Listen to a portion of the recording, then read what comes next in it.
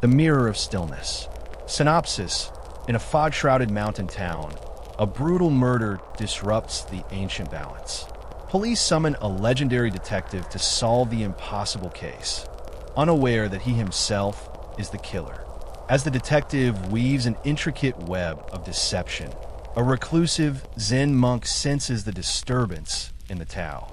Through stillness, meditation, and the wisdom of Lao Tzu, the monk begins to see what others cannot, that the truth reveals itself not through force, but through emptiness.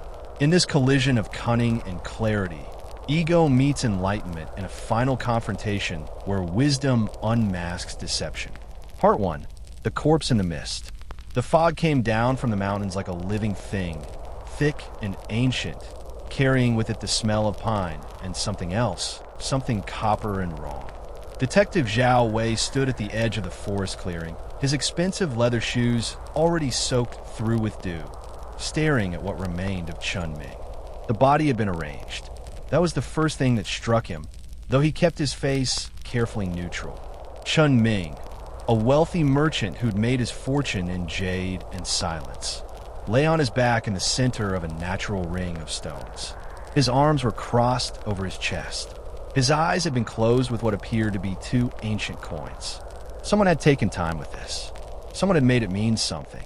Inspector Fong stood beside him, a younger man with nervous energy that hadn't yet been ground down by the weight of unsolved cases. He'd been the one to call, his voice crackling through the phone line at 3 in the morning. "Detective Zhao, we need you. This one is different. Different." Zhao almost smiled at the inadequacy of the word. "The throat was cut," Fong said, gesturing with a gloved hand. "Clean, professional, but there's no blood trail, no signs of struggle. It's as if he walked here and laid down to die. Or was carried," Zhao murmured, crouching beside the body. His eyes traced the wound, a single decisive cut from left to right. The killer was right-handed. The killer had stood behind the victim. The killer had known exactly where to place the blade. The killer remembered the weight of the knife, the way Chun Ming's body had gone rigid and then slack, the terrible intimacy of holding a man as his life drained away into the earth. "We found these," Fong continued, pulling out an evidence bag. Inside were 3 items. A smooth river stone with the character for heaven carved into it, a stick of expensive incense burned halfway down, and a single white chrysanthemum. Zhao stood, brushing invisible dirt from his knees. Around them, the forest pressed close, ancient cedars and pines that had watched this mountain for centuries. Somewhere in the distance, a bell rang. The morning gong from the Thousand Clouds Temple, where monks had practiced their incomprehensible rituals for generations. "Symbolic," Zhao said. "The killer is educated, familiar with ritual. The chrysanthemum represents death and lamentation, but also truth and devoted love in some contexts. The stone, heaven, suggests a judgment, and the incense, an offering," Fong ventured, "or purification. The killer believes he's performing a necessary act. Restoring balance, perhaps." It was easy to speak of himself in the third person, to analyze his own work with the clinical detachment that had made him legendary. Detective Zhao Wei, the man who solved the impossible cases, who saw patterns where others saw only chaos, who could step inside the mind of any killer and emerge with the truth clutched in his hand like a captured bird. What the police didn't know, what nobody knew, was that Zhao had learned this skill not through study or talent, but through necessity. You understand killers best when you are one. "We'll need to establish a timeline," Zhao said, pulling out his notebook. The gesture was theatrical. He already knew the timeline, had planned it with the precision of a master craftsman. But the performance was essential. When was Chun Ming last seen? Yesterday evening, leaving the Jade Moon restaurant. He told his driver he wanted to walk, that he needed to think. The driver waited for an hour, then went looking. Found nothing. The body was discovered by a mushroom gatherer at dawn. And Chun Ming's business? His personal life? Any enemies? Fong produced a folder, thick with information that Zhao had already memorized. Chun Ming was involved in several disputes. A land deal that displaced some local families.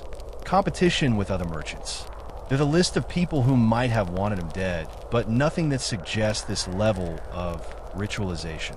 Zhao flipped through the folder, his eyes moving across pages he'd studied weeks ago in the planning stages. Chunming had been a difficult choice. The man was guilty of nothing except success and the casual cruelty that came with wealth. He displaced the widow Wang from her family's land to build a warehouse. He'd underpaid his workers. He'd been unfaithful to his wife. Small crimes, really. The kind committed by thousands every day. But Chunming had made one fatal mistake. He'd seen Zhao leaving the Crimson Lantern gambling house with a briefcase full of money that didn't belong to him. Money that Zhao had taken from the evidence locker of a closed case. Money he needed to pay debts that would have destroyed his carefully constructed life. Chunming had smiled at him, had nodded, had known, and knowing was the most dangerous thing in the world. "I'll need access to all of this," Zhao said, tucking the folder under his arm. "And I want to speak to anyone who knew Chunming well. His wife, his business partners, his driver. Someone knows something, even if they don't realize it." "Of course, Detective. The department is at your disposal. Captain Liu has given you full authority. Full authority to investigate himself." The irony was not lost on Zhao. As they walked back toward the police vehicles, Zhao allowed himself one glance back at the clearing. The fog had thickened, and Chunming's body was already disappearing into white nothing, as if the mountain itself was swallowing the evidence of what had been done. In the Tao Te Ching, Lao Tzu wrote, "The great Tao flows everywhere to the left and to the right. All things depend upon it to exist, and it does not abandon them." But what Lao Tzu didn't mention was that some flows lead to darkness, that the Tao has teeth. Zhao had studied the ancient texts, of course. Any educated man did. He'd even admired their simplicity, their paradoxical wisdom, but he'd never truly understood them. Understanding required a stillness of mind that men like Zhao, men who built their lives on carefully maintained lies, could never achieve. As they drove down the mountain, past terraced rice fields and small villages where smoke rose from morning cooking fires, Fong kept talking about evidence and procedures. Zhao made appropriate noises, his mind already 3 steps ahead, planning the careful choreography of misdirection that would lead the investigation in circles until it finally, inevitably, collapsed into bureaucratic frustration and an unsolved case file. But something nagged at him, a feeling like being watched. Though when he turned to look, there was nothing but fog and forest and the distant shape of the Thousand Clouds temple, perched on its cliff like a bird of prey. In that temple, unknown to Zhao, a monk named Hui Hai sat in meditation. He had heard the gong announce the morning, had felt the wrongness ripple through the mountain like a stone dropped in still water. The Tao had been disrupted. Death had come wearing the wrong face. And Hui Hai, who had spent 40 years learning to see without looking, to know without thinking, slowly opened his eyes and whispered to the empty hall. The shadow thinks itself safe in darkness, not knowing that darkness itself is light to those who see with no eyes. The investigation had begun, but so had something else, something that Zhao Wei, for all his brilliance, could not yet perceive. Part 2. The Web of Lies. The Jade Moon restaurant occupied the ground floor of a 3-story building in the center of Qingshan town, its red lanterns glowing even in daylight like wounds in the mist. Zhao entered through the carved wooden doors, noting the brass fittings, the expensive silk scrolls on the walls depicting mountain landscapes and immortals riding clouds. Chunming's wife was waiting in a private room on the 2nd floor. Her name was Li Mei, and she wore her grief like an expensive coat, beautiful, perfectly fitted, but somehow impersonal. Her eyes were red but dry, and when she looked at Zhao, he saw the calculation in her gaze. "Mrs. Chun," he said, settling into the chair across from her. "I'm deeply sorry for your loss." "Are you?" She asked the question without hostility, merely curious. "Everyone says the proper things, Detective, but my husband was not an easy man to love." Honesty. Zhao appreciated that. It made his job easier. "I'm not here to judge your marriage," he said gently. "I'm here to find who killed your husband and why." "Why is easy, Detective. My husband made enemies the way other men make acquaintances." The question is which enemy finally decided to act on their hatred. She poured tea from a porcelain pot, the movements precise and practiced. Zhao accepted the cup, held it, but didn't drink. An old habit. Never consume anything you haven't prepared yourself. Tell me about the last time you saw him. Li Mei's eyes drifted to the window, with a fog pressed against the glass like a living thing trying to get in.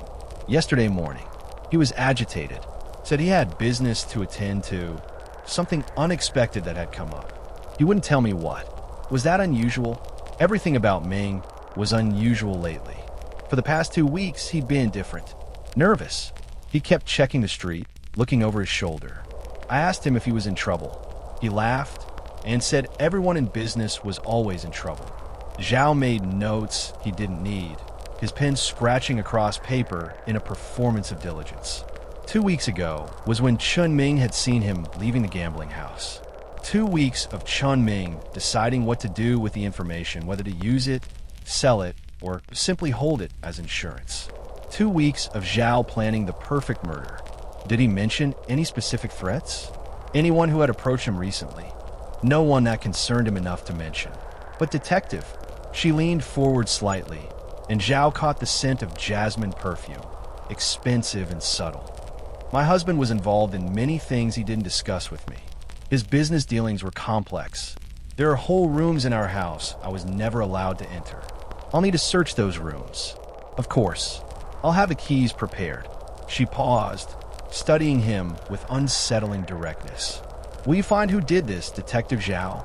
Truly, I will find the truth, Zhao said, and it wasn't even a lie. The truth was simply not what anyone expected.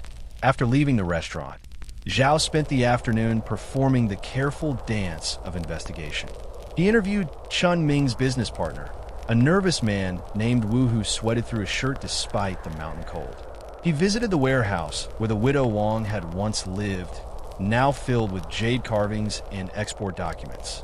He examined Chun Ming's office, running his hands over the desk where the merchant had calculated his profits and losses. Everywhere he went, he planted the seeds of misdirection. A comment here about Wu's financial troubles. A question there about Chun Ming's gambling debts. Nothing obvious, nothing that would seem like accusation, just gentle redirections of attention, like a gardener training vines to grow away from the root.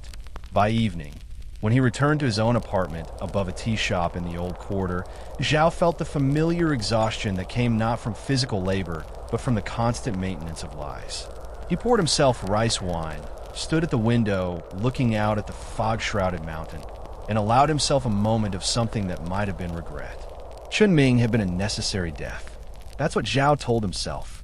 A man who knew too much, who represented a threat that could not be managed or controlled. In the game of survival, some pieces had to be removed from a board. But the way Chun Ming's body had felt in his arms, the sound he'd made, not quite a gasp, not quite a sigh, that lingered. That stayed. The wise man does nothing, yet nothing is left undone, Lao Tzu had written. But Lao Tzu had never had debts, had never looked into the eyes of men who killed without philosophy or purpose, men who would take everything from you and laugh while doing it. The world Lao Tzu described was beautiful and distant as a star. The world Zhao inhabited had mud and blood and the constant weight of necessary evils. He was finishing his second cup of wine when he noticed a shadow on the street below. Not moving, just standing in the fog pool of a street lamp's light. A figure in simple robes, barely visible, watching his window. Zhao's hand went instinctively to the knife he kept in his desk drawer. But when he looked again, the figure was gone, dissolved into mist as if it had never been there at all. A trick of the light, he told himself. The fog playing games with shadow and substance. But the feeling of being watched remained. Part 3. The Monk in the Mist. Master Huihai had not left the Thousand Clouds Temple in 7 years. There was no need. Everything necessary for understanding existed within the temple walls. The morning gong, the evening chants, the slow turning of seasons visible in the courtyard's single cherry tree. The world came to the mountain. The mountain did not go to the world. But this morning, the mountain itself seemed disturbed. Huihai walked the temple grounds, his bare feet soundless on the stone path. Around him, younger monks swept leaves, tended the garden, carried water from the well. None of them looked up as he passed. They had learned, as all students must, that true attention is invisible, that the eye which seeks to observe creates disturbance in what it observes. In the meditation hall, Huihai settled onto his cushion and faced the wall. Behind him, the empty room held only silence and the faint smell of incense from the morning offerings. He closed his eyes, not to shut out the world, but to see it more clearly. In Zen practice, there's a state called mushin, no mind. Not the absence of thought, but the absence of attachment to thought. The mind becomes like a mirror, reflecting without holding, showing without judging. In this state, truth does not hide. It simply is. Huihai breathed. Once, twice, 10,000 times. And in the space between breaths, he saw a clearing in the forest, a body arranged with ritual care.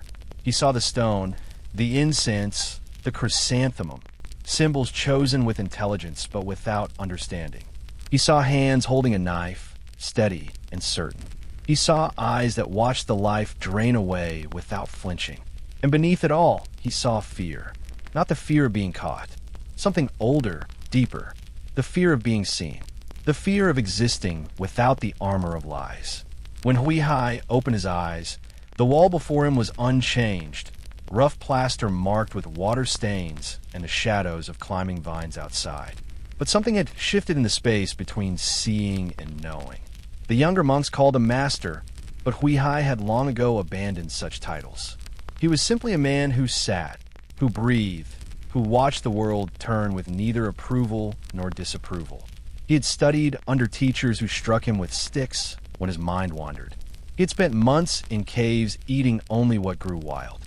He had read the sutras and the teachings until the words dissolved into meaning and the meaning dissolved into silence. And what he had learned, after all of it, was this: that truth is not something you grasp.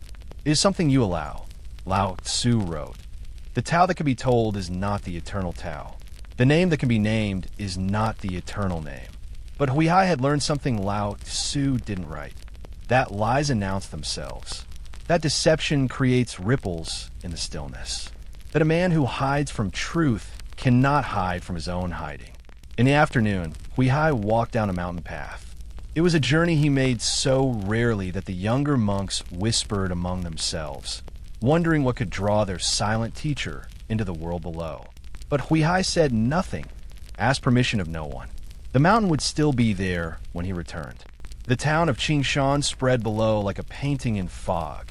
Tiled roofs, narrow streets. The red lanterns of the Jade Moon restaurant glowing like trapped sunset. Huihai walked through it as if through a dream, his presence noted but not remarked upon. Monks were part of the landscape here, common as stones. He found what he was looking for in the old quarter, above a tea shop where the owner made offerings every morning at a small shrine. The building was unremarkable, but Huihai could feel the disturbance emanating from it like heat from a fire. He did not knock. Instead, he simply stood in the street below and waited, watching the window where a shadow moved back and forth with the restless energy of a caged animal. Eventually, the shadow stopped moving. Huihai felt the weight of attention turn toward him, felt the moment of recognition and fear. Then the shadow withdrew, deeper into its cage. The superior man, wrote Confucius, understands what is right. The inferior man understands what will sell. But there was a third category that Confucius hadn't mentioned. The man who understood right and chose otherwise, who built his house on the foundation of lies and wondered why it never felt like home. Huihai stood in the street until the lanterns were lit and the fog turned gold. Then, without looking back, he returned to the mountain. The first seed had been planted, not in the killer's mind, but in his awareness. The first crack in the mirror of his carefully constructed reality. Now, Huihai would wait, because waiting, as any monk knows, is not passive. Waiting is the most active thing in the world. Part 4. The choreography of deception. Detective Zhao Wei's investigation proceeded with the precision of a stage play. Each day brought new evidence, new suspects, new theories that led nowhere and everywhere simultaneously. Inspector Fong and his team followed Zhao's guidance like disciples following a master, never questioning, always trusting in the legendary detective's instinct and experience. On the third day, Zhao arranged for Wu, the business partner, to be brought in for questioning. The man sat in the stark interrogation room, his hands trembling as they had been since Zhao first interviewed him. "Mr. Wu," Zhao said, his voice soft with false sympathy, "I need you to be honest with me. Your business was failing, wasn't it? We had some difficult months, and Chunming was planning to buy you out for a fraction of what your share was worth." Wu's face crumpled. He said it was the only way, that if I didn't sell, we'd both go under. "But detective, I didn't kill him. I swear on my ancestors, I didn't." "Where were you the night Chunming died?" "At home, with my wife. She'll tell you. Wives lie for husbands," Zhao said gently. "It's a tale as old as marriage itself." He let Wu sit in his fear for a moment, watching the man's certainty crack and splinter. Then Zhao leaned back, his expression softening. "But I don't think you killed Chunming, Mr. Wu. I think you wanted to. I think you thought about it. But thinking and doing are separated by a chasm most men never cross." The relief on Wu's face was almost painful to witness. The man had been offered absolution, had been seen and judged, and found lacking in even the courage for murder. He would leave this room a suspect cleared, but also a man diminished. Zhao excused him, made notes in his file, and moved to the next piece in his choreography. Each interview, each piece of evidence, each theory floated to the police. All of it was a carefully constructed maze designed to confuse and exhaust. Zhao had learned long ago that the best way to hide a solution was not to erase it, but to surround it with so many false solutions that it became invisible in the noise. But at night, alone in his apartment, Zhao found himself returning to the window, looking out at the fog-shrouded mountain, seeing sometimes that figure in the mist, the monk who watched and waited, who did nothing and yet seemed to do everything. On the fifth day, Zhao received an unexpected visitor. The monk climbed the stairs to his apartment without announcement, without knocking. One moment Zhao was alone, reviewing his notes, and the next moment there was a presence in the room like a change in air pressure before a storm. "Detective Zhao Wei," the monk said. His voice was like water over stones, smooth, ancient, inevitable. "I am Hui Hai, from the Thousand Clouds Temple." Zhao's hand moved toward his knife, then stopped. Killing a monk would be too obvious, too desperate, and something in Hui Hai's eyes told him that violence would be pointless anyway. This man had already moved beyond the realm where knives held power. "Master Hui Hai," Zhao said, his voice carefully controlled. "To what do I owe this unexpected visit? I have come to discuss balance."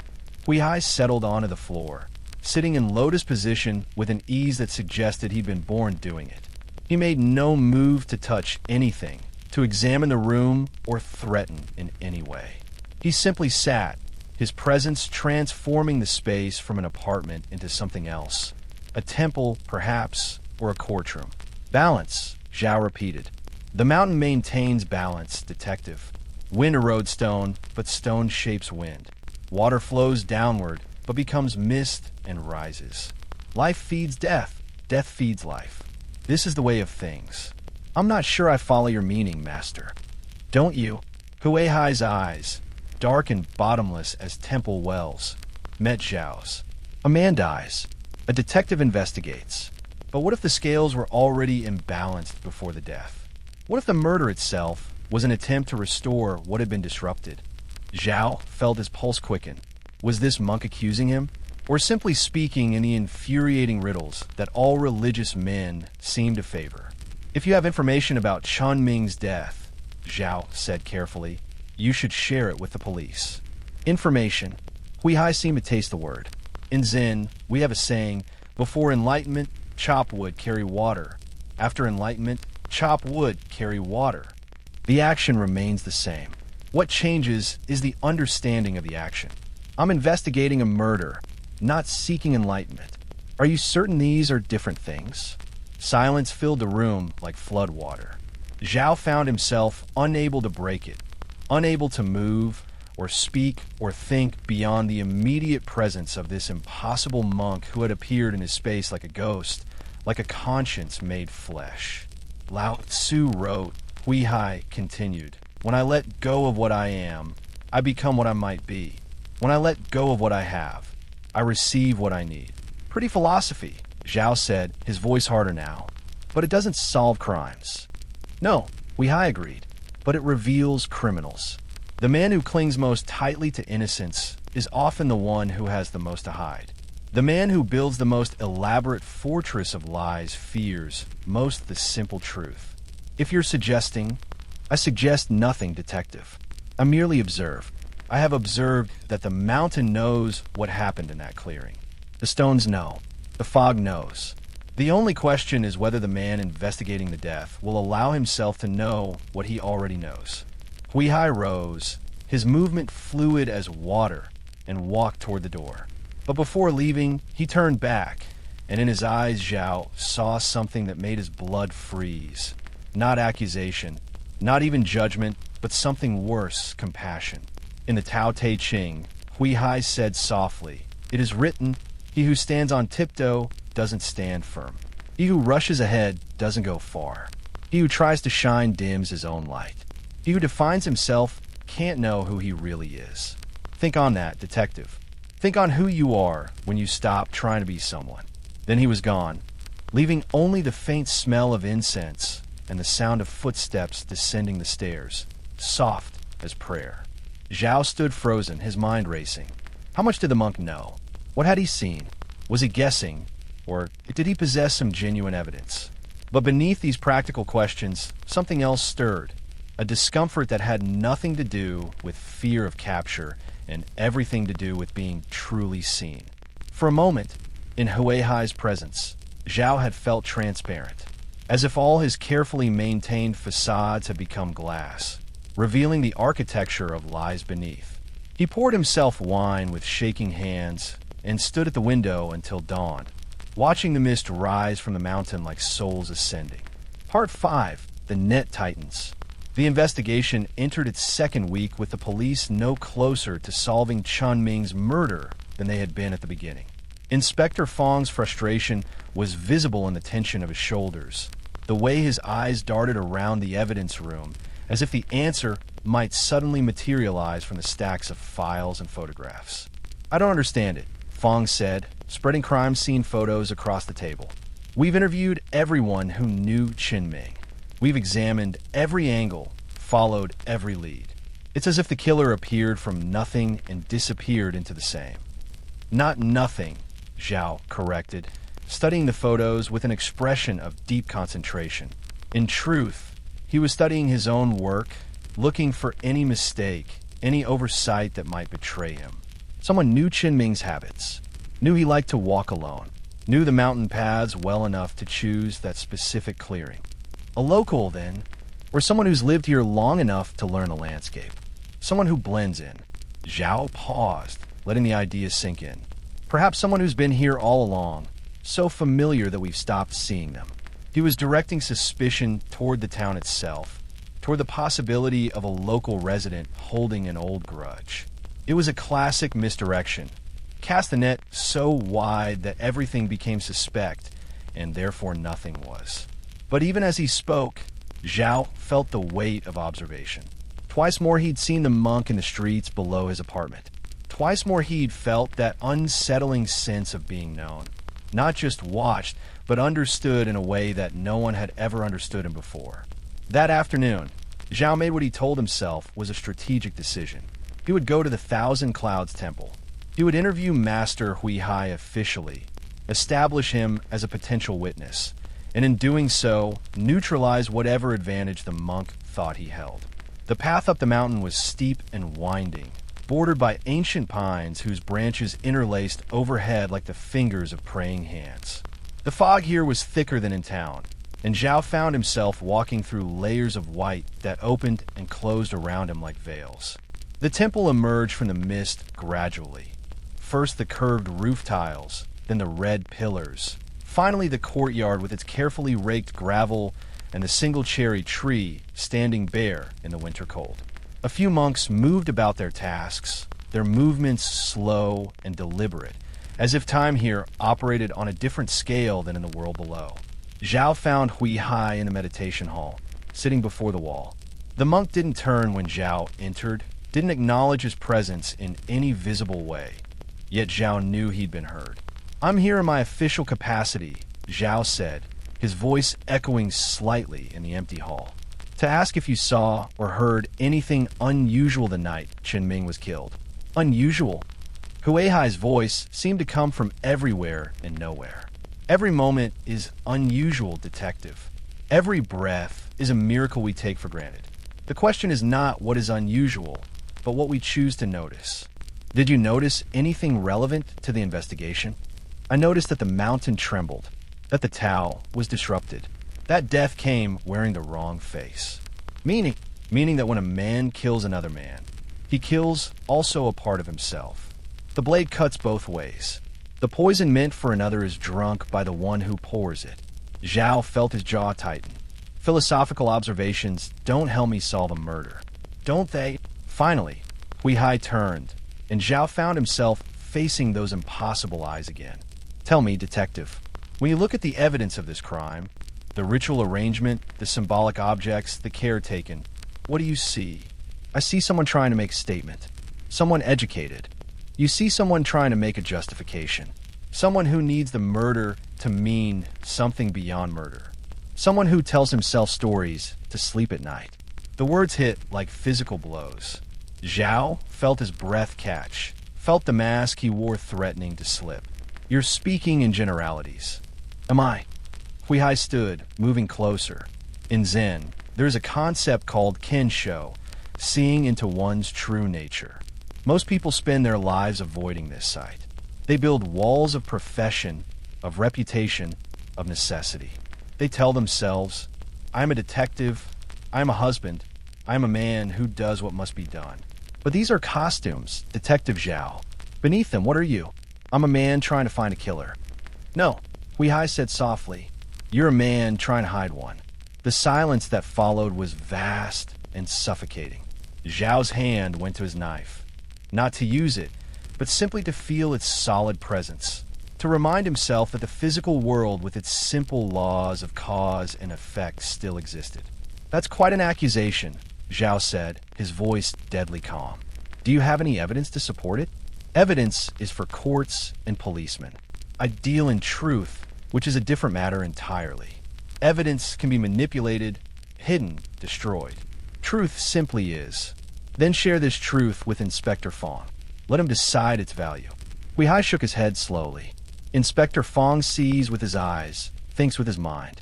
He would look at you and see the legendary detective, the man who solves impossible cases. He would look at the evidence and see what you have arranged for him to see.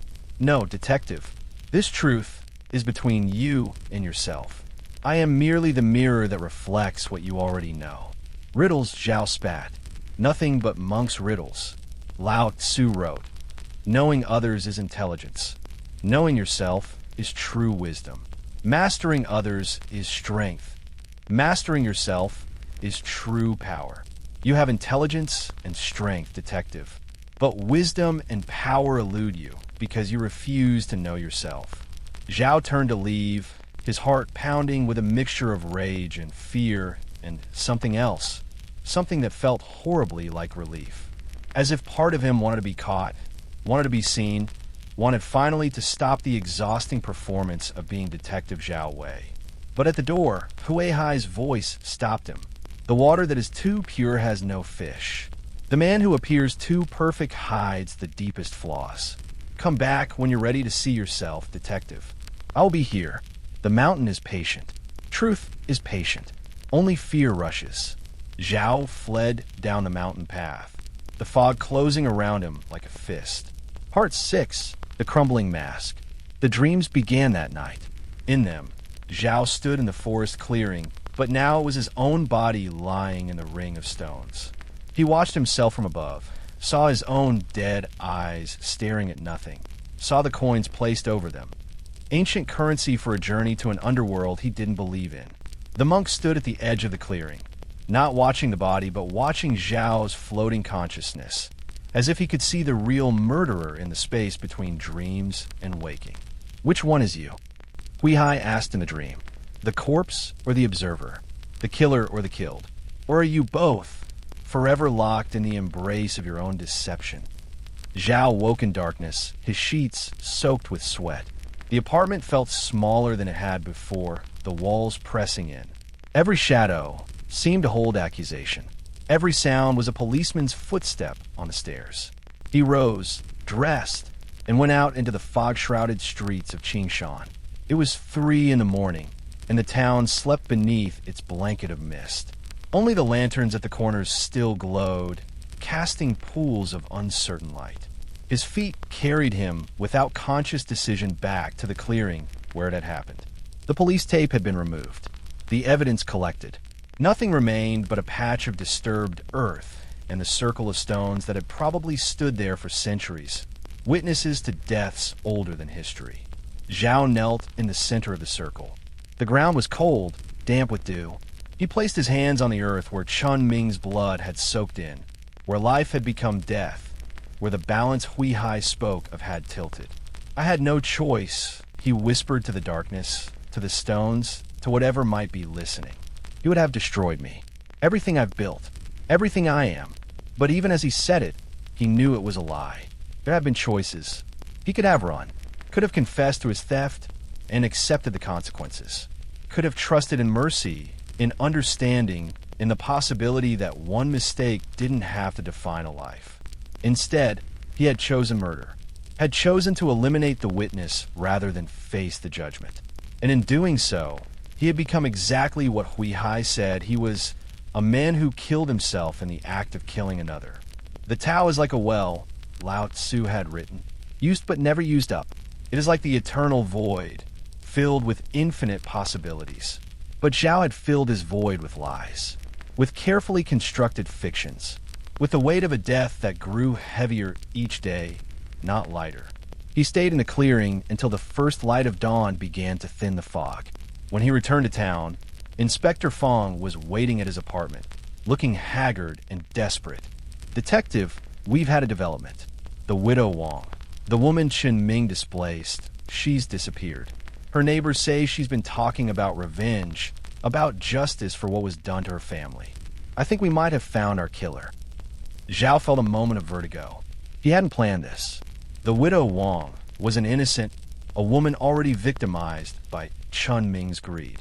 And now, through his careful misdirection, through his strategic questions about Chun Ming's enemies, he had turned her into a suspect. Where would she go? Zhao heard himself ask. "She has a sister in the next province. We're coordinating with local police. If she's there, we'll find her." This was perfect. This was exactly what Zhao needed. A scapegoat, someone to carry the weight of his crime while he walked free. The investigation would conclude. The case would be closed. His secret would remain buried. But the taste of it was ash in his mouth. "Wait," Zhao said. "Don't move on the widow Wong yet. I need to verify something first." Fong looked confused but nodded. "Of course, detective. You're the lead on this." After Fong left, Zhao stood alone in his apartment, staring at the evidence board he'd constructed. Photographs, timelines, suspect lists. All of it an elaborate performance. All of a lie. And in that moment, he understood what Huihai had been trying to tell him. The lie wasn't just about the murder. The lie was his entire life. The legendary detective, the brilliant investigator, the man who could solve impossible cases. It was all a fiction, a character he played to hide from the frightened, desperate man beneath. He had killed Chen Ming not to protect his reputation, but to protect the lie. And now he was ready to destroy an innocent woman for the same reason. When you realize there is nothing lacking, the whole world belongs to you, Lao Tzu had written. Zhao had spent his life accumulating reputation, acclaim, the respect of others. And all of it was hollow. All of it was nothing. He looked out the window at the mountain, at the temple barely visible through the thinning fog. And he knew what he had to do. Part 7, the ascent. The path up the mountain had never seemed so long. Each step felt like walking through water. The weight of what he carried, confession, guilt, the death of his false self, making the climb almost impossible. Twice Zhao stopped, turned back toward town, told himself he was being foolish. The widow Wang's disappearance was a gift. He could let the investigation conclude, let suspicion fall where it may, and continue his life. No one would ever know, but that was the problem, wasn't it? He would know. And more terrifying, Hui knew, not with evidence or proof, but with the kind of seeing that penetrated all disguises. The temple courtyard was empty when Zhao arrived. The cherry tree stood bare against the white sky, its branches like cracks in porcelain. He found Hui in the meditation hall, in exactly the same position as before, as if the monk had never moved, never stopped sitting, had been waiting all this time for Zhao to return. Master Hui, Zhao said, and was surprised to find his voice shaking. I need to speak with you. Then speak, Hui said, still facing the wall. I don't know how to begin. Begin where you are. That is the only place anyone can ever begin. Zhao moved into the room, stood awkwardly in the center of the empty space. The silence pressed against him like a physical force. You were right, he finally said. About everything. About who I am. About what I've done. I said nothing about who you are.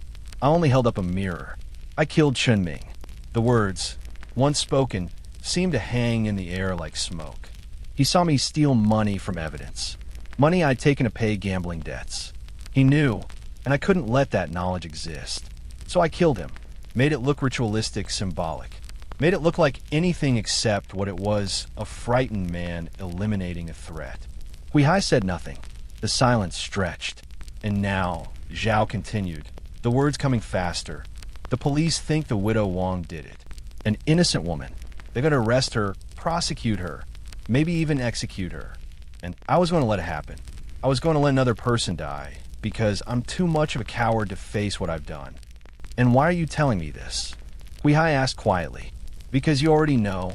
Because lying to you is pointless. Because... Zhao's voice broke. Because I can't carry this anymore. It's too heavy. I thought I could. Thought I was strong enough, but I'm not. I'm not. For a long moment, Hui sat in silence. Then, slowly, he turned to face Zhao. His eyes held no triumph. No satisfaction at being proven right. Only a deep, infinite compassion that was somehow more painful than any accusation could have been. Sit, Hui said, gesturing to a cushion. Zhao sat, his legs folding awkwardly. He'd never learned to sit properly, had always mocked the monks for their uncomfortable positions. But now, sitting across from Hui, he felt the rightness of it. The way it forced you to be present, to inhabit your body, to stop running. Do you know what Wu Wei means? Hui asked. Non-action. Doing nothing. Not nothing. Doing without forcing. Acting without attachment to outcome.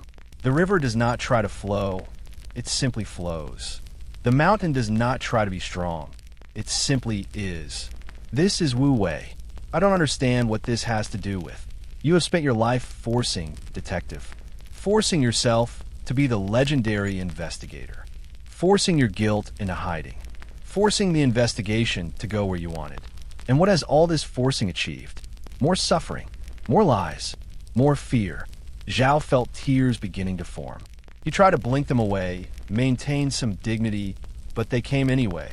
In the Tao Te Ching, Hui continued, Lao Tzu writes, a good traveler has no fixed plans and is not intent upon arriving. You have been so intent on arriving at safety, at continued deception, that you have forgotten to notice where you actually are. And where you are, detective, is lost. I know I'm lost, Zhao whispered. That's why I came here. No, you came here because you wanted to be found. There's a difference. Being lost is a state. Being found requires surrender. I don't know how to surrender. You're doing it now. Every word you speak is surrender. Every tear you shed is surrender. The ego, the false self you have constructed, fights against this. It tells you that confession is weakness, that showing your true face is death. But the ego is already dying, detective. It has been dying since the moment you killed Chunming. You cannot sustain a lie forever. Eventually, it collapses under its own weight. Hui reached behind him, and produced a simple wooden cup filled with tea. He offered it to Zhao. "Drink." Zhao took the cup, his hands trembling. The tea was bitter and earthy, tasting of mountain rain and ancient trees. In Zen, Hui Hai said, "We have a practice called zazen, just sitting. No goal, no achievement, no purpose except to sit and breathe and watch the thoughts arise and fall like waves." When a student comes to zazen carrying guilt, carrying shame, carrying the weight of their past actions, they discover something remarkable. They discover that these things, guilt, shame, regret, are also just waves. They arise, they peak, they fall. And beneath them, always beneath them, is the original nature, the Buddha nature, the Tao. Call it what you will. Are you saying my guilt doesn't matter? That what I did doesn't matter? I'm saying that your guilt is real, but not permanent. That what you did matters immensely, but does not define what you are. You are not your actions, Detective Zhao. You are the awareness that observes the actions. The sky does not become the storm, even though the storm passes through it. Zhao set down the cup, his hands still shaking. What should I do? What does your heart tell you to do? Confess. Turn myself in. Face the consequences. Then that is what you should do. But they'll execute me. I'll lose everything. My reputation, my life, everything I've worked for. Lao Tzu writes, "If you realize that you have enough, you are truly rich. You have been accumulating reputation, success, the appearance of righteousness. But these things are like water cupped in hands. The tighter you grip, the faster they drain away. True wealth is in letting go." "I'm afraid," Zhao admitted. "Of course you are. Fear is natural. Fear is honest. It is the first true thing you have said to yourself in a long time." Hui Hai leaned forward slightly. "But there is fear and there is fear. Small fear says, I will lose my life, my reputation, my comfort. Big fear says, I will cease to be myself. I will dissolve. I will return to nothing. Which fear do you feel?" Zhao thought about this. "Both." "Good. That is honest. Now let me tell you a secret about fear. It is the guardian of transformation. On the other side of fear is freedom. Not the false freedom of escape, but the true freedom of acceptance. You cannot avoid the consequences of what you have done, but you can change your relationship to those consequences. How? By walking through them with eyes open, by facing what must be faced without flinching. This is courage, not the absence of fear, but the willingness to move forward despite fear. The Bhagavad Gita speaks of this. You have the right to work, but never to the fruit of work.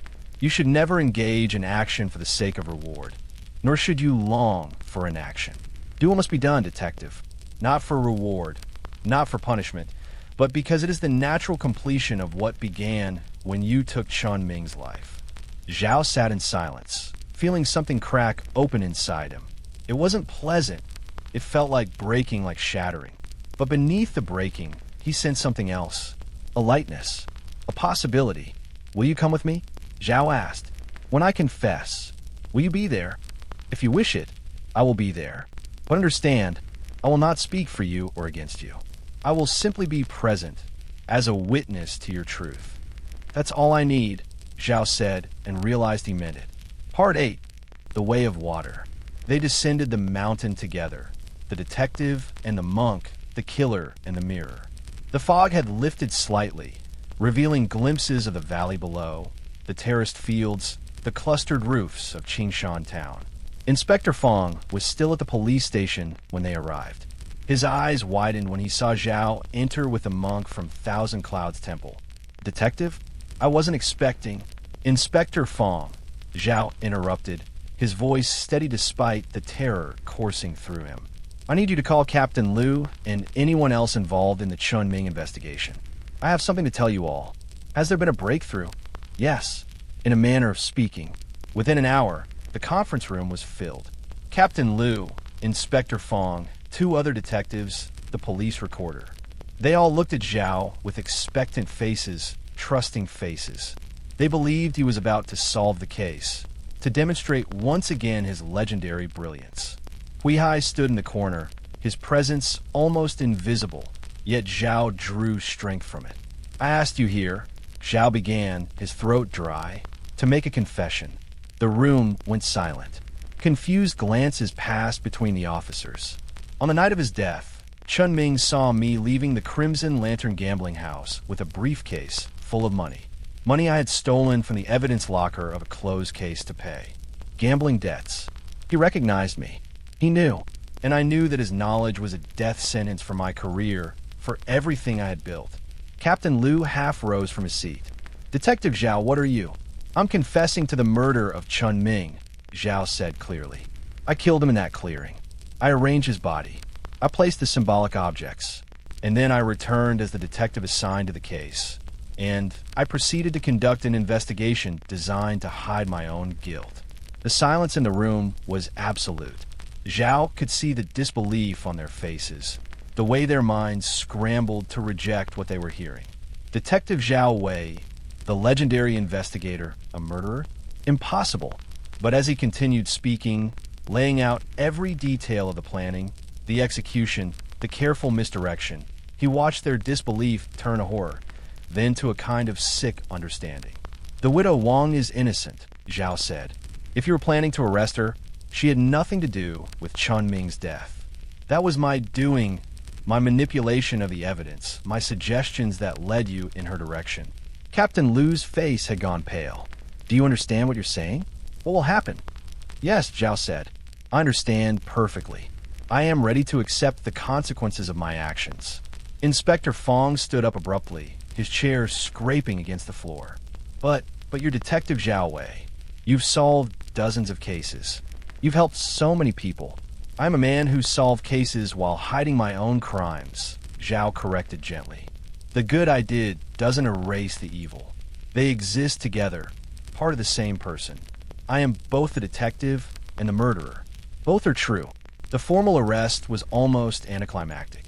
The reading of rights, the application of handcuffs, the walk through the police station as officers he'd worked with for years stepped back, their faces showing confusion and betrayal. As they led him to the holding cell, Zhao caught sight of Hui Hai, still standing in the corner of the conference room, watching with those fathomless eyes. "Master," Zhao called out. "Thank you." Hui Hai bowed slightly. "You have taken the first step on a very long path, detective. Or perhaps I should say, you have stopped running and allowed the path to find you. In the Tao Te Ching, it is written, 'The journey of 1,000 miles begins with a single step.' You have made that step. Now comes the rest of the journey. Will I ever find peace?" Zhao asked. "Peace is not something you find. It is something you realize was always there, beneath the turbulence. Like the ocean floor beneath the waves, it never moves, never changes. You need only sink deep enough to reach it." Then the cell door closed, and Zhao was alone. Part 9. The Trial of Water and Stone. The trial took 3 months to prepare.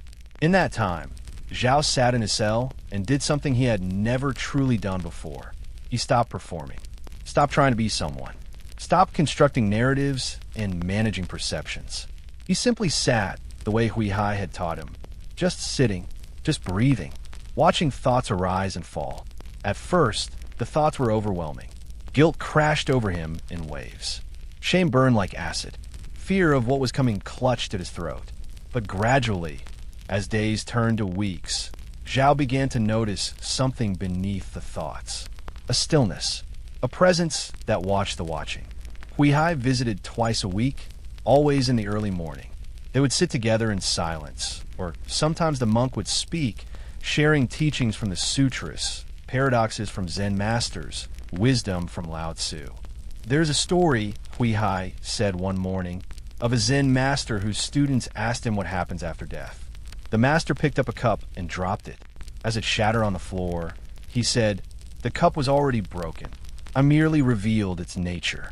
Do you understand? We are all dying from the moment we're born," Zhao ventured. "Yes, but more than that. We are all already dust, already returned to the earth, already part of the great wheel. The fear of death is the fear of what has already happened. We are not traveling toward dissolution.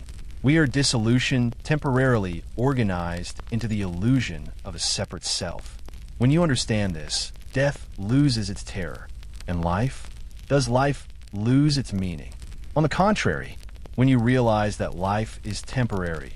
Each moment becomes infinitely precious, not because you must grasp it, but because you finally see it clearly. The flower is most beautiful when you know it will fade. The trial, when it finally came, was brief.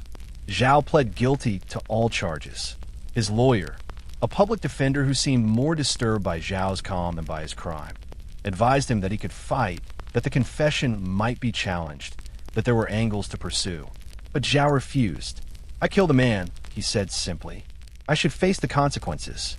This is the completion of what I began." The courtroom was packed. Journalists, police officers, the families of people Zhao had helped in his previous cases, all come to witness the fall of the legendary detective. Li Mei, Chun Ming's widow, sat in the front row, her face an unreadable mask. The prosecutor laid out the case in stark detail.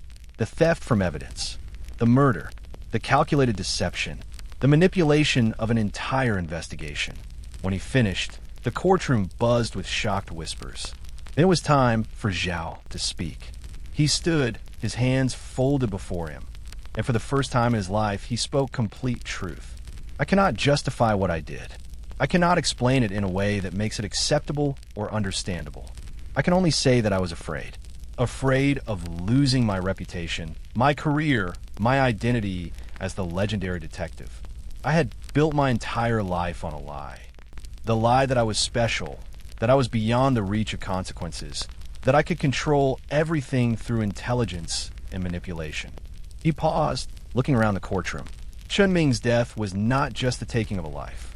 It was the result of a lifetime of small compromises, small deceptions, small choices made in favor of comfort over truth. I am guilty not just of murder, but of building a life on sand and being surprised when it collapsed. The judge, an elderly man with eyes that had seen too many trials, leaned forward. "Do you feel remorse, Mr. Zhao?" "Yes, but not just remorse for killing Chun Ming, though that guilt will be with me always. I feel remorse for all the years I spent living as a lie, for all the people I helped while hiding my true nature, for being a doctor who was himself sick, a light that was fueled by darkness." "And what would you say to Chun Ming's family?" Zhao turned to face Li Mei. She met his gaze without flinching. "I cannot ask for your forgiveness," he said. "That would be presumptuous. I can only say that I see now what I took from you. Not just your husband, whatever his flaws, but your peace, your security, your trust in the world. I shattered something in you that can never be fully repaired.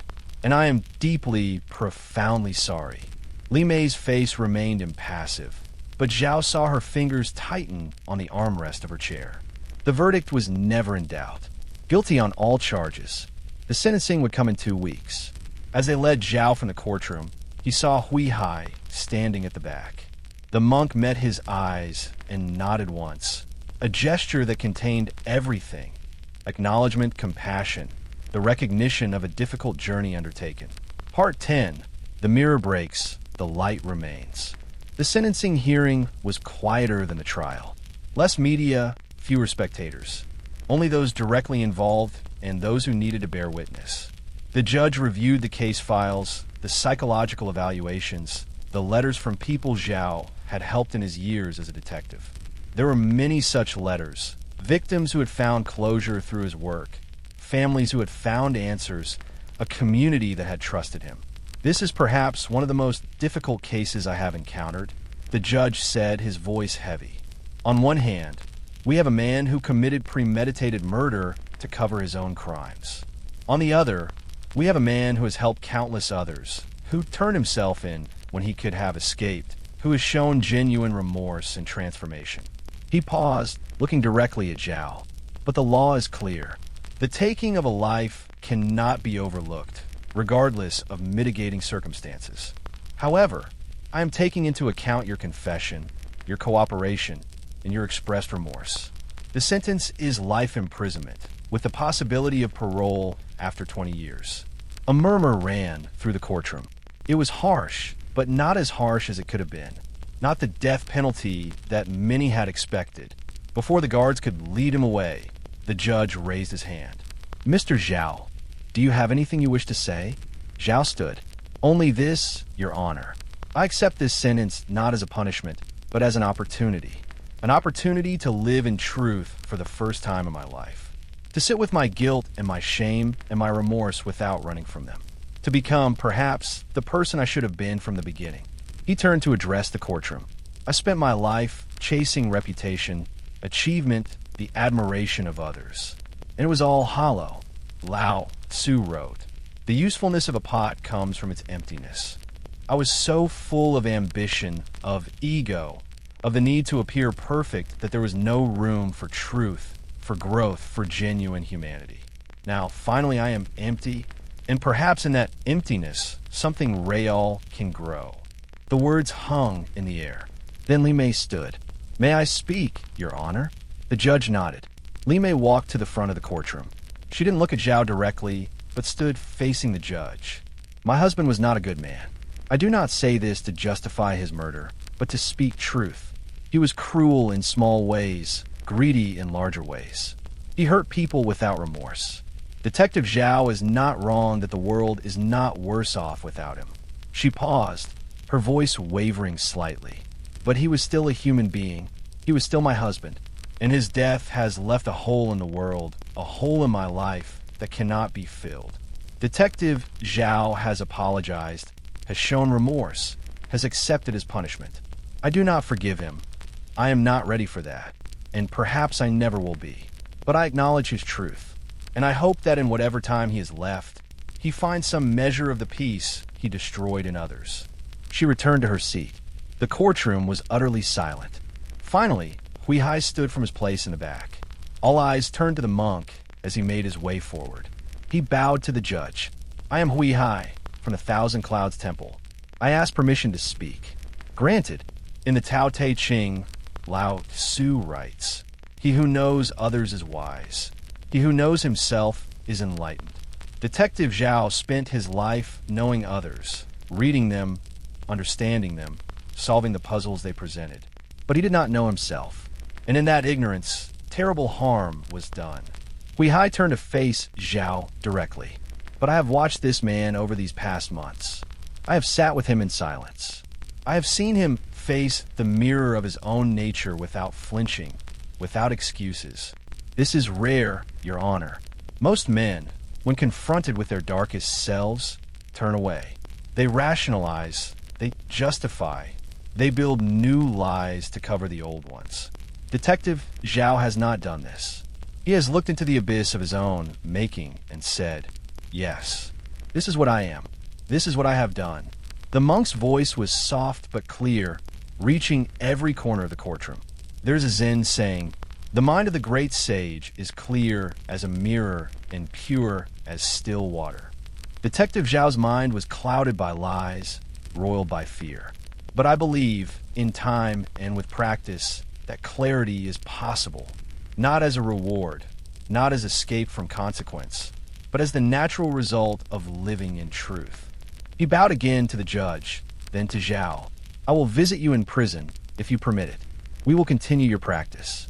20 years is a long time, long enough to sit with your demons, long enough to make peace with what cannot be changed, long enough, perhaps, to find that the Buddha nature exists even in a murderer's heart." Zhao felt tears streaming down his face, but made no move to hide them. "Thank you, Master. I will try to be worthy of your teaching." "You already are," Hui Hai said simply. "Worthiness is not something achieved. It is recognized. You have always had Buddha nature, even in your darkest moments. You simply could not see it through the fog of ego and fear. Now the fog is lifting. The path is long, but you have already taken the first steps." As the guards led Zhao away, he took one last look at the courtroom. At Li Mei, grieving and strong. At Hui Hai, serene and compassionate. At Inspector Fong, struggling to reconcile the detective he had admired with the murderer he had helped arrest. At all the faces watching him with judgment, with confusion, with strange respect for a truth finally spoken. The Tao, Lao Tzu had written, is like a well, used but never used up. It is like the eternal void, filled with infinite possibilities. Zhao had spent his life filling the void with lies. Now empty at last, he He could feel those infinite possibilities beginning to stir. Not possibilities of escape or redemption or becoming someone new. Simply the possibility of being truly himself for the first time. As he was led down the corridor toward the prison van, Zhao whispered one of the teachings Hui Hai had shared with him. The Tao gives birth to one. One gives birth to two. Two gives birth to three. Three gives birth to all things. He had been divided, the detective and the murderer, the lie and the truth. Now, finally, he was becoming whole. Not good, not redeemed, but honest. And in that honesty, paradoxically, he felt freer than he had ever felt in his elaborate prison of deception. The van doors closed. Through the small window, Zhao could see the mountain rising in the distance, its peak lost in clouds. Somewhere up there, the Thousand Clouds temple sat in its ancient peace, monks going about their rituals, the great wheel turning. He closed his eyes and began to count his breaths. 1, 2, 3. The journey of 1,000 miles had begun with a single step. But the journey inward, the journey to truth, had no distance at all. It was simply a matter of stopping, of allowing, of seeing what had always been there. And in the darkness behind his eyelids, Zhao finally began to see. Epilogue: water seeking its level. 20 years later, the prison had become a strange kind of monastery. Zhao rose each day at dawn, meditated for an hour, then attended to his assigned work in the prison library. He had become something of a legend among the inmates, not for his crimes, but for his stillness, his willingness to listen, his gentle guidance. He taught meditation to those who wanted to learn. He helped men write letters to families they had lost. He sat with the dying and the desperate, offering not answers but presence. Hui Hai had visited monthly for the first 10 years, then weekly when his own health began to fail. In the 20th year, on a morning when cherry blossoms were falling like snow outside the prison walls, Hui Hai came for the last time. They sat together in the visiting room, two old men who had walked very different paths to arrive at the same understanding. "I am dying," Hui Hai said simply. "The doctors say a few weeks, perhaps a month." Zhao felt grief rise in him, but let it pass through without clinging. "Thank you for coming to tell me. I wanted to give you this." Hui Hai placed a small wooden bowl on the table between them. It was simple, unadorned, beautiful in its plainness. It was my teacher's and his teachers before him. It is used for taking tea in the ceremony. I want you to have it. Master, I cannot. You can. You must. When you are released. And you will be released. The parole board has already indicated their intention. I want you to continue the practice. Not in a temple, but in the world. Teach what you have learned. Not to monks, but to people like you were, people caught in lies, people afraid to be seen, people who have done terrible things and think themselves beyond redemption. Zhao took the bowl, feeling its weight, its history. I don't know if I'm wise enough for that. Wisdom is not something you possess. It is something that moves through you when you get out of the way. You have spent 20 years getting out of the way. Now it is time to let the wisdom flow. They sat in silence for a long time. Then Hui Hai stood, bowed deeply, and walked toward the door. At the threshold, he turned back. "The Tao that can be told is not the eternal Tao," he said, his voice soft but clear. "But the Tao that is lived becomes the only teaching that matters. Live your truth, Zhao. The rest will take care of itself." Then he was gone, leaving only the bowl and the smell of incense that always clung to his robes.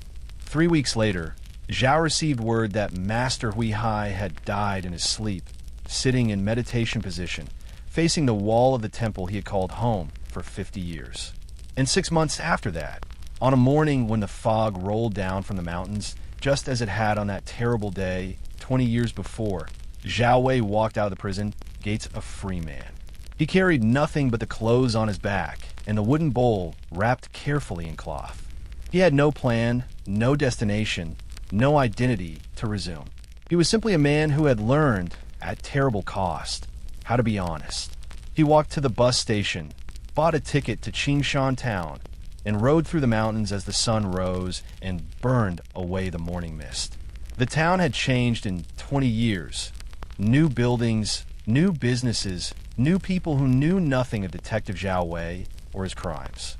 But the mountain remained, eternal and patient, and the thousand clouds temple still perched on its slope like a prayer. Zhao walked through the town without stopping, following the path up the mountain. His legs were older now, his breath shorter, but the walk felt right. A completion of the circle. At the temple, a young monk greeted him. "We have been expecting you," the monk said. Master Huihai left instructions. "You are to have his room, if you wish it." "I don't wish to become a monk," Zhao said. "Then don't." Master Huihai said you would need a place to sit, to be still, to remember what you learned. The room is yours for as long as you need it. Whether that is a day or a lifetime is your choice. Zhao followed the young monk to a small room overlooking the valley. It was bare except for a meditation cushion, a low table, and a window that framed the mountains like a painting. He set down the wooden bowl and sat on the cushion. From this height, he could see the clearing where he had killed Chen Ming. It was just a clearing now, no police tape, no evidence markers, no body. Just stones and trees and the endless cycle of seasons. In the Tao Te Ching, Zhao said aloud to the empty room, Lao Tzu writes, "If you want to become whole, let yourself be partial. If you want to become straight, let yourself be crooked. If you want to become full, let yourself be empty." He had become empty, had let go of the legend, the lies, the carefully constructed identity, had faced his crookedness without flinching. And now, sitting in this room where Huihai had sat for decades, Zhao understood the final teaching. Not intellectually, he had understood intellectually for years. But in his bones, in his breath, in the still center where ego dissolves in a simple being. He was not redeemed. He was not forgiven. He would always be a man who had killed another man out of fear and pride. But he was also more than that. He was the awareness that held that truth, the sky that contained the storm, the Tao that flowed through all things, even through murder and guilt and 20 years of imprisonment. He was water finding its level. He was the mirror clear at last. He was home. Outside the window, cherry blossoms began to fall, pink and white against the eternal green of the mountain. Zhao watched them fall and thought of Huihai's words. The flower is most beautiful when you know it will fade. He closed his eyes, placed his hands in meditation position, and began to count his breaths. 1, 2, 3. The mountain breathed with him. The Tao flowed through him. And in the space between breaths, there was only this. The eternal present, free of past and future, guilt and innocence, self and other. Just this, just now, just sitting, just breathing, just being. The Tao never does anything, yet through it all things are done.